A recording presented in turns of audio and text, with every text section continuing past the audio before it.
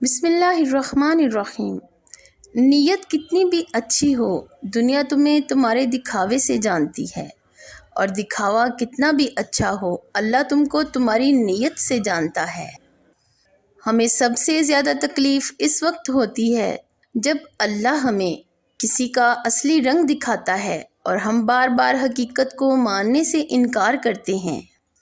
مقدر اتنی بار بدلتا ہے جتنی بار بندہ اللہ تعالیٰ سے رجوع کرتا ہے۔ قبولیت کا پہلا قدم کامل یقین ہے۔ اپنے ارادوں میں مخلص رہو، تم اللہ پاک کی مدد کو اپنے ساتھ پاؤ گے۔ جب انسان اپنے رب پر اس قدر بھروسہ کر لیتا ہے کہ اس کے علاوہ کوئی بھی اس کی ضرورت پوری کرنے والا نہیں، تو اللہ تعالیٰ بھی اپنے بندے کو مایوس نہیں لوٹاتا۔ جب اللہ کسی بندے سے خوش ہوتا ہے تو اس کے لیے نیکی کرنا آسان اور گناہ کرنا مشکل بنا دیتا ہے۔ دعا دستک کی طرح ہوتی ہے اور مسلسل دستک دینے سے دروازہ کھل ہی جاتا ہے۔ چھوٹے چھوٹے گناہوں سے بچو کہ چھوٹے گناہ بڑے گناہ کی طرف بلاتے ہیں۔ جس دن تمہیں قرآن سمجھ میں آ گیا، اس دن تمہارا نہ کوئی مسلک ہوگا نہ کوئی فرقہ۔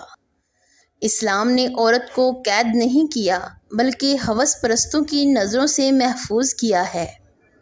لوگوں سے ڈرنا چھوڑ دو کہ عزت اللہ دیتا ہے، لوگ نہیں۔ اللہ جب کسی کی مدد کرنا چاہتا ہے تو لامعلوم سے ایسے سبب بنا دیتا ہے کہ نہ ہونا بھی ہو جاتا ہے۔ محبت جب اللہ سے ہو جاتی ہے تو ملاقات کی طرف فجر سے شروع ہوتی ہے اور تہجد پر ختم ہوتی ہے۔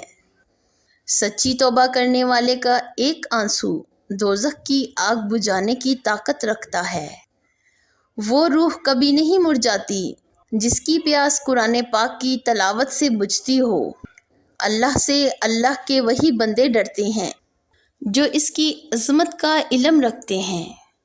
آزمائش اللہ اذیت دینے کے لیے نہیں ڈالتا بلکہ کچھ سکھانے کے لیے ڈالتا ہے۔ جتنی جلدی سیکھ جاؤ گے اتنی ہی جلدی وہ دور ہو جائے گی۔ صرف انسانوں سے حوصلہ افزائی کی امید رکھو گے تو ضرور مایوس ہو جاؤ گے، اور جو لوگ محبت اپنے اللہ سے اجر پانے کے لیے کرتے ہیں وہ کبھی مایوسی کا سامنا نہیں کرتے۔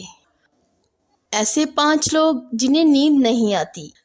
ایک وہ جو کسی کے قتل کا ارادہ رکھتا ہو، دوسرا جس کے پاس مال و دولت ہو اور اسے کسی پر بھروسہ نہ ہو، تیسرا وہ جس نے لوگوں سے بہت سی جھوٹی باتیں کہی ہوں اور لوگوں پر جھوٹے الزام لگائے ہوں، چوتھا وہ جس کی ذمہ داری زیادہ ہو لیکن اس کے پاس دینے کے لیے کچھ نہ ہو، پانچواں وہ جو کسی کے عشق میں مبتلا ہو اور جدائی سے ڈرتا ہو۔